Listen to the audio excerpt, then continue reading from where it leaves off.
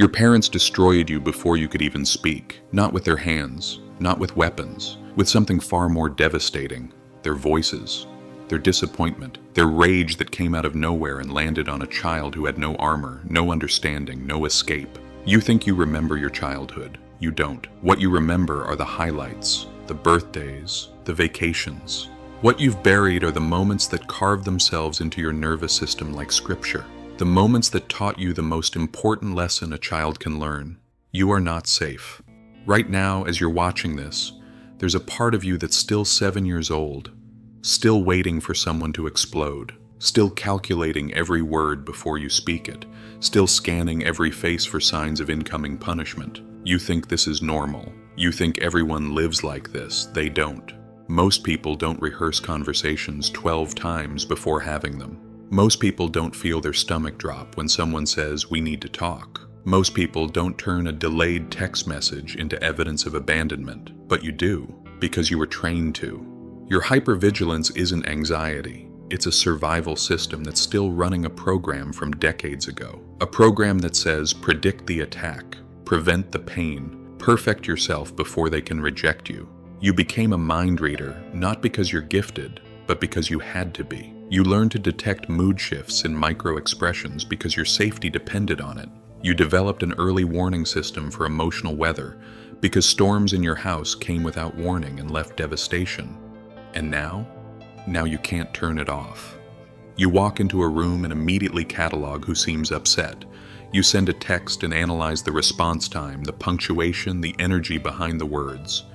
You make a small mistake at work and spend 3 days convinced you're about to be fired. This isn't paranoia.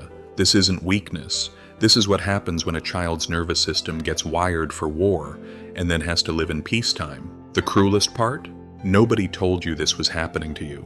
Nobody explained that criticism at the wrong developmental stage rewrites your operating system.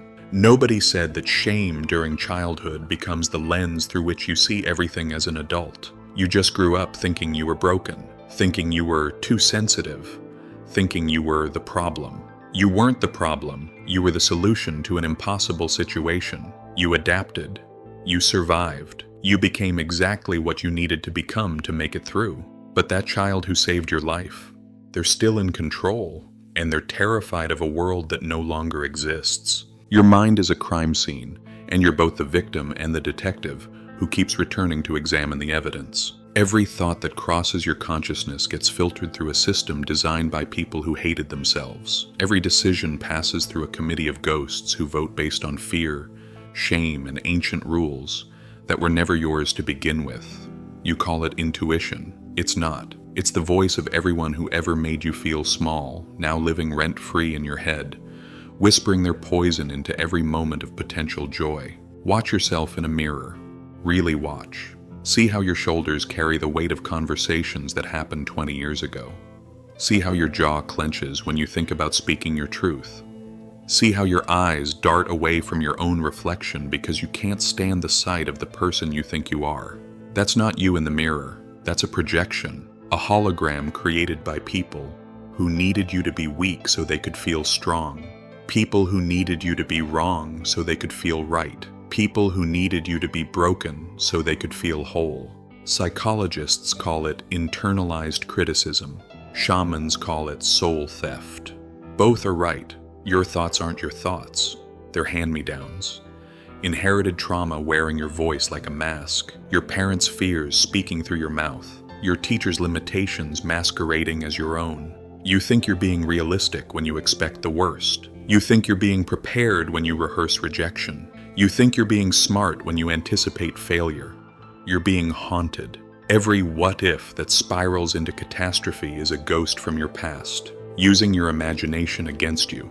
Every scenario where you're humiliated, abandoned, or destroyed is a rerun of programming installed before you could consent to it. The cruelest part?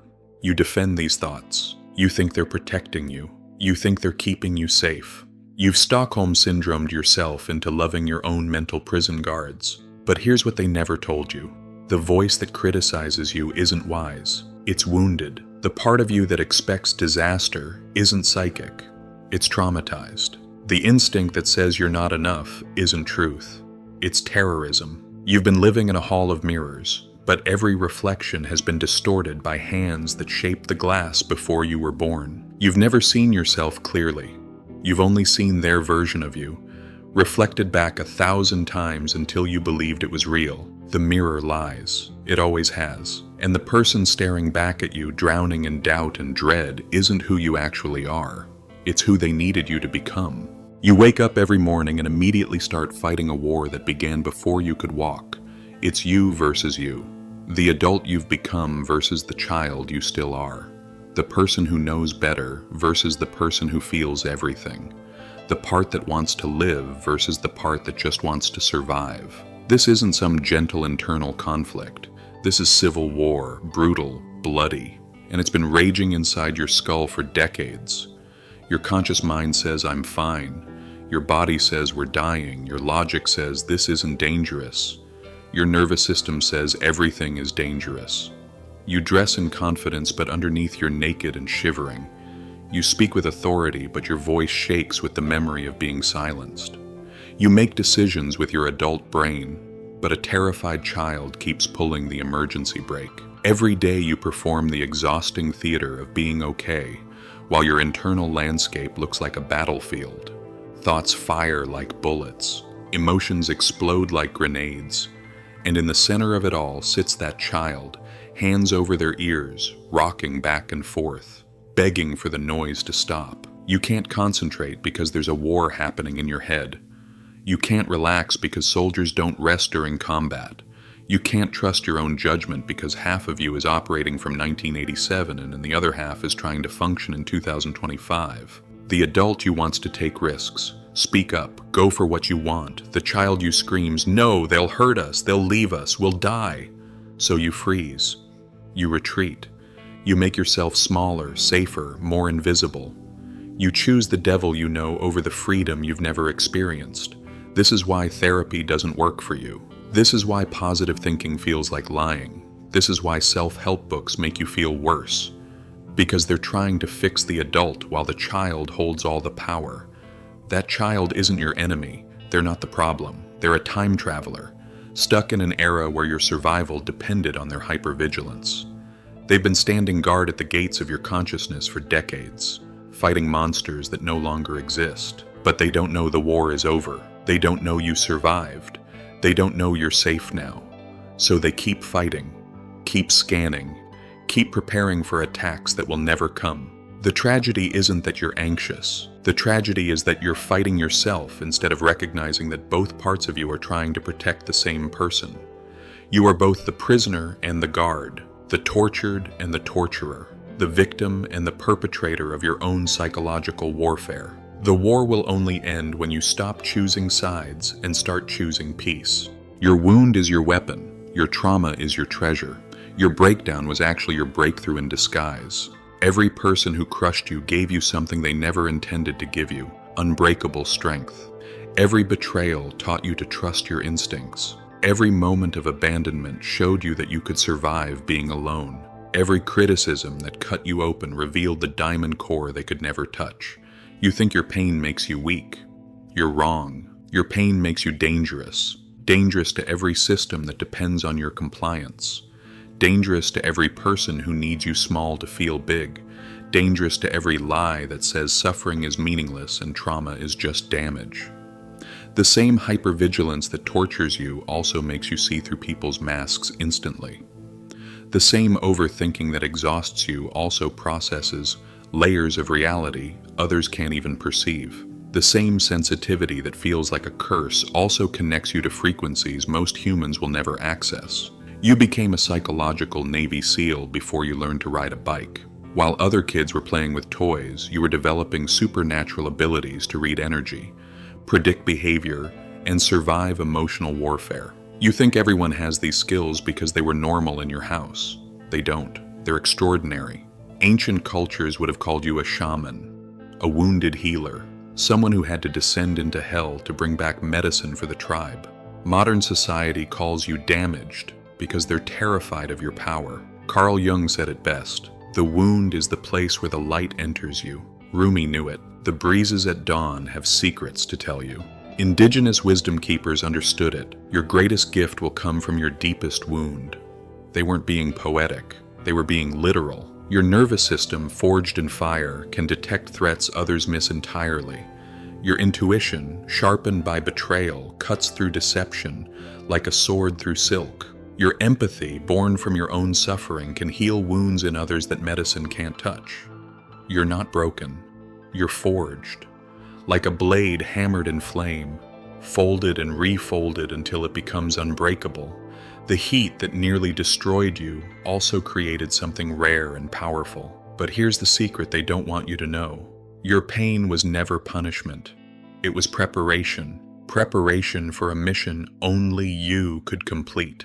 A purpose only your specific combination of wounds and wisdom could fulfill. The question isn't, why did this happen to me? The question is, what can I do with what this made me? Your alchemy is turning lead into gold, your trauma into triumph, your wound into wonder.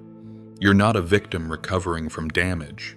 You're a warrior awakening to your power. You are not broken. You are a temple under renovation. Every panic attack is your soul trying to break free from a prison you didn't even know you built. Every sleepless night is your authentic self banging on the walls, demanding to be heard. Every moment of overwhelming anxiety is your inner warrior screaming enough. Your nervous system isn't malfunctioning. It's rebelling against the lies, against the programming, against every voice that told you to be less than you are. What if your anxiety isn't fear? What if it's your intuition, trapped in a cage of conditioning, desperately trying to guide you toward truth? What if your overthinking isn't madness? What if it's your mind rejecting the false reality they forced you to accept? You've been trying to fix yourself. Stop. You don't need fixing. You need remembering. Remember the child who knew their own worth before anyone taught them otherwise. Remember the teenager who felt everything deeply before they learned to numb themselves. Remember the dreams you abandoned because someone called them impossible. That person isn't gone. They're buried. Under layers of other people's expectations. Under decades of playing it safe. Under the weight of a life that was never yours to begin with. The path back isn't healing. It's excavation. Digging through the debris of other people's opinions until you find the gold they tried to bury. Removing every should and must and have to until all that's left is your pure, undiluted essence. This is sacred work, holy work, the work of reclaiming your birthright from thieves who stole it while you were too young to fight back. Your anxiety is your soul's fire alarm. It's not warning you about external danger. It's warning you about internal betrayal. Every time you shrink yourself to fit someone else's expectations, every time you swallow your truth to keep the peace, every time you choose safety over authenticity, that's when the alarm sounds. Listen to it. Honor it. It's trying to save your life. Not from death, from living dead, from sleepwalking through an existence that was designed by people who never met the real you. You are not here to be comfortable. You are not here to be convenient. You are not here to make other people feel safe in their smallness. You are here to burn with the fire of your authentic self, to speak the truths others are afraid to voice, to live so fully, so fearlessly, so unapologetically that you give others permission to do the same. Your anxiety isn't your enemy. It's your ally, pointing you toward everything you've been denying yourself. The question isn't, how do I get rid of this feeling? The question is, what is this feeling trying to tell me? You were never meant to live in fear. You were meant to be a force of nature, a storm that reshapes landscapes, a fire that burns away everything false and leaves only truth. But they convinced you that your power was your problem. They made you believe that your intensity was too much, your passion was inappropriate, your fire was dangerous, so you learned to dim yourself, to apologize for your existence, to make yourself smaller so others could feel bigger. Your fire isn't too much. Their capacity is too little. Your truth isn't too intense. Their lies are too fragile. Your authentic self isn't the problem. Their need for you to be fake is the disease. Every moment you spend managing other people's emotions is a moment stolen from your own destiny. Every breath you waste seeking approval from people who don't even approve of themselves is oxygen that could have fueled your dreams. Every day you choose their comfort over your truth is a day you betray the warrior inside you. That child who learned to survive by shrinking. They saved your life.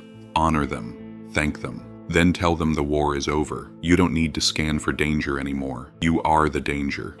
To every system that depends on your compliance, every person who needs you weak to feel strong, every institution that profits from your self-doubt, your nervous system doesn't need to be fixed.